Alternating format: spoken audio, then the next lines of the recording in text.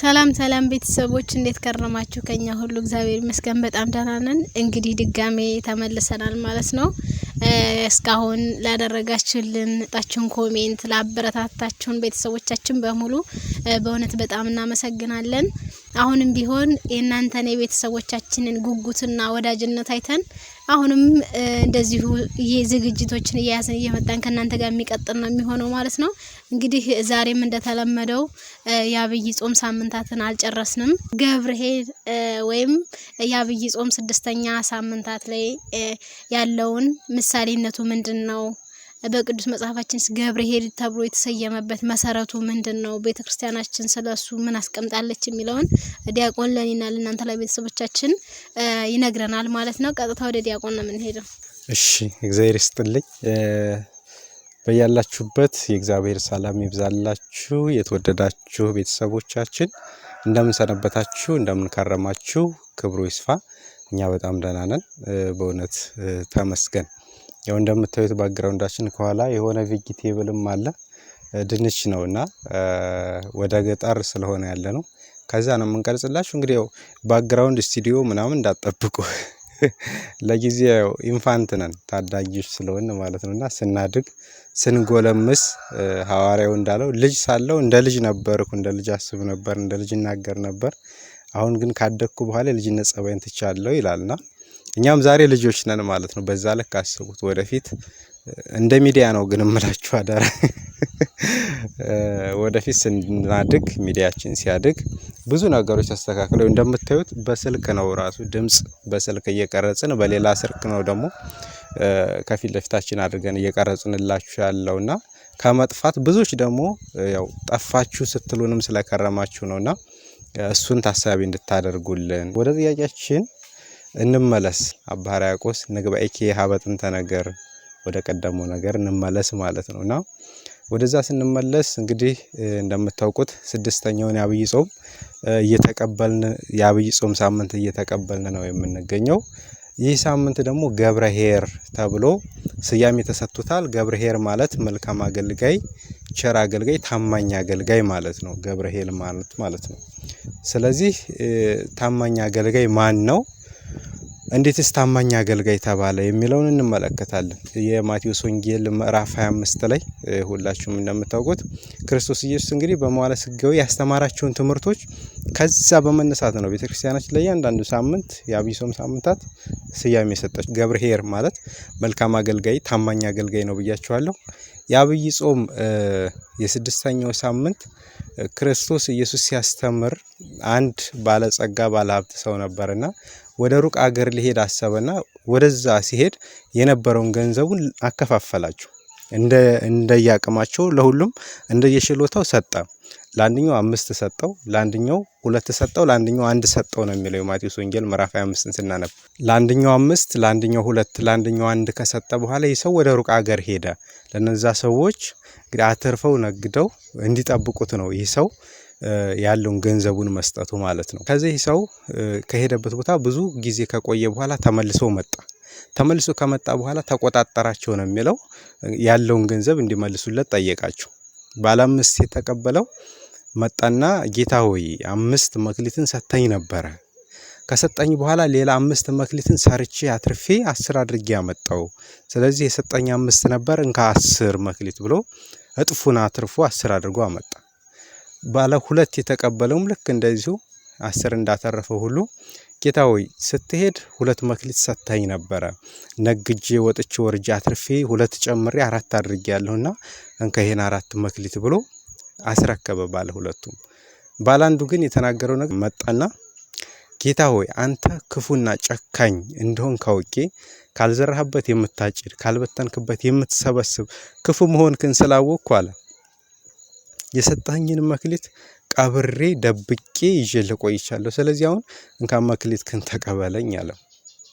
ክርስቶስ ኢየሱስ ምን አለው? አንተ ክፉ አገልጋይ፣ ካልዘራሁበት የማጭድ ካልበተንኩበት የምሰበስብ መሆኔን ማን ነገረ? እንደዛስ መሆኑን ብታውቅ ኖሮ በሰጠው መክሊት በሰራበት ባተረፍክበት። ባለ 5ቱ አትርፎ እንደመጣ ባለ 2ቱ አትርፎ እንደመጣ አንተም አትርፋህ ይዘህ በመጣህ ነበረ ብሎ ክርስቶስ አምላካችን ይህን ሰው ይገስጸዋል። ባለ 5 ለተቀበለው ግን 5ቱን 10 አድርጎ ሲያመጣ አንተ መልካም አገልጋይ መልካም ባሪያዬ በጥቂቱ ታምነሃል፣ 5 ሰጥቼ ነበር 10 አድርገህ አምጥተሃል፣ በጥቂቱ ታምነሃልና ሂድ ወደ ጌታህ ደስታ ግባ አለው። ባለ 2 የተሰጠውም እንደዚሁ አትርፎ ሲመጣ አንተ መልካም አገልጋይ በጥቂቱ ታምነሃልና በብዙ ሾመሃለሁ ብሎ ጌታችን እነዚያን ሰዎች እንዳሰናበታቸው ክርስቶስ ራሱ አምላካችን ያስተማረው ትምህርት ነው። ያንን ግን ገብረ ሐካይ የተባለ ወይም ደግሞ ክፉ አገልጋይ የተባለን ሰውዬ አንተ ክፉ ያለውን ይችኑ አንድ መክሊት ንጠቁና ለባለ 10 ስጡት፣ ላለው ይሰጡታል ይጨምሩለታል፣ ለሌለው ግን ያለውን ቢሆን ይወሰድበታል። ከዛ በኋላ ያንን ገብረ ሐካይ የተባለ ሰው መጥፎ አገልጋይ ማለት ነው ክፉ አገልጋይ ከዚህ አውጥታችሁ ጨለማና ጥርስ ማፋጨት ወዳለበት ወደዛ ጣሉት ብሎ ክርስቶስ አምላካችን ያስተማረው ትምህርት ነው። እንግዲህ መቼስ ይህንን ኃይለ ቃል ስንመለከት ክርስቶስ ኢየሱስ ስለ ነጋዴ ታሪክ መተረክ ፈልጎ አይደለም ይሄን ያነሳበት የራሱ የሆነ መሰረታዊ ነገር አለው። ክርስቲያኖች ይነስም ይብዛም ለእያንዳንዳችን የተሰጠን የራሳችን መክሊት የራሳችን ስጦታ አለ።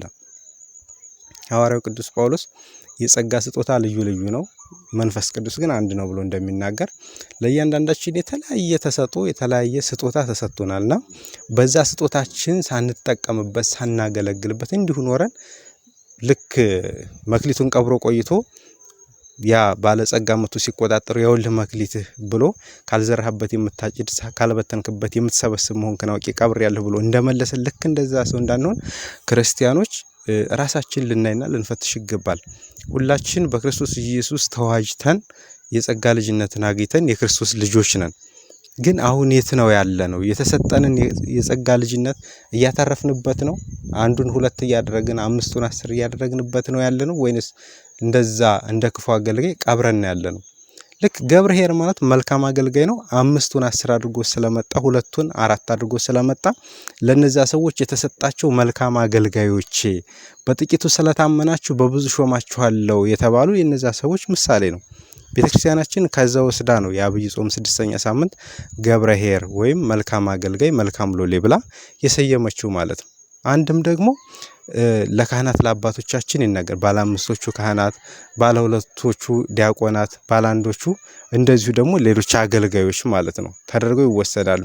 ልክ ሁሉም በተሰጠው ልክ አትርፎ ሲገኝ ባለ 1 የተሰጠው ቀብሮ እንደተገኘ የተሰጠንን መክሊት ካልተጠቀምንበት ካላወጣ ነው ፍሬ ካላፈራንበት ከክርስቶስ ዘንድ ያስጠይቀናል ማለት ነው። ክርስቶስ አምላካችን በሰጠን ስጦታ ልክ በኋላ ይጠብቀናል። በነገራችን ላይ ብዙ ከተሰጠው ከሱ ብዙ ይጠበቅበታል ተብሎ እንደተነገረ በተሰጠን ልክ በኋላ ፍሬ ይጠበቃል ከኛ። ስለዚህ ክርስቲያኖች በተሰጠን ልክ ፍሬ እያፈራን ነው ወይ?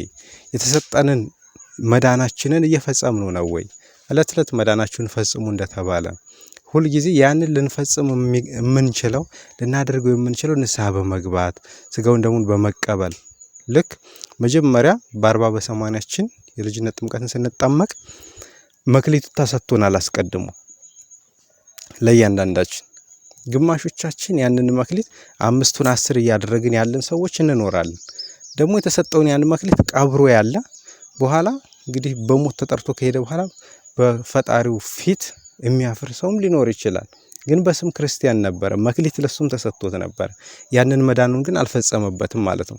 እና ሊቃውንተ ቤተክርስቲያን ይህን ሲናገሩ የተሰጣቸውን መክሊት የማይጠቀሙ ሰዎች ማለት የተሰጣቸውን ሃይማኖታቸውን በምግባር የማይገልጹት የማይኖሩት እድሜ ዘመናቸውን እንደዚሁ ሳያስቡት ጊዜያቸው አልቆ የሚጠሩ ሰዎችን ይመስላሉ ብለው ይናገራሉና ስለዚህ ክርስቲያኖች የተሰጠንን መዳናችንን ፈጽመን የተሰጠንን መክሊታችንን አትርፈን ና አንተ መልካም ሎሌ መልካም አገልጋይ ወደ ጌታህ ደስታ ግባ ላለው ይሰጡታል ይጨምሩለታል ለሌለው ግን ያለውን ቢሆን ይወስዱበታል ተብሎ እንደተነገረ ወደ ጌታው ደስታ እንዲገባ ያስቻለው ያ መልካም አገልጋይ በተሰጠው መክሊት አትርፎ በመገኘቱ ነውና ሁላችንም በተሰጠን መክሊት አትርፈን እንድንገኝ መልእክታችን ነው። እግዚአብሔር አምላክ ደግሞ ለዛ እንድንበቃ የአምላካችን ቸር ፈቃዱ ይሁንልን። ክርስቲያኖች እንግዲህ ይሄ የአብይ ጾም 6ኛው ሳምንት ስያሜ ነው ማለት ነው። ቤተክርስቲያናችን ከማቴዎስ ወንጌል ምዕራፍ 25 ላይ ወስዳ በቅዱስ ያሬድ አማካኝነት የተሰየመው ስያሜ ነው ማለት ነው። ከሞላ ጎደል ይህን ይመስላል። ሳምሪዬ እግዚአብሔር ይስጥልኝ። እሺ ዲያቆን እንግዲህ ቃልዮትን ቃለ በረከትን ያሰማልን።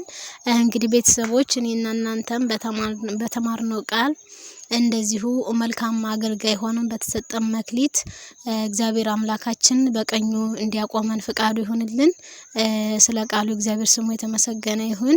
ዛሬ ዘንላችሁ የመጣነው ይሄን ይመስላል። ቀጣይ እስከምንገናኝ ቸር ሰንብቱ።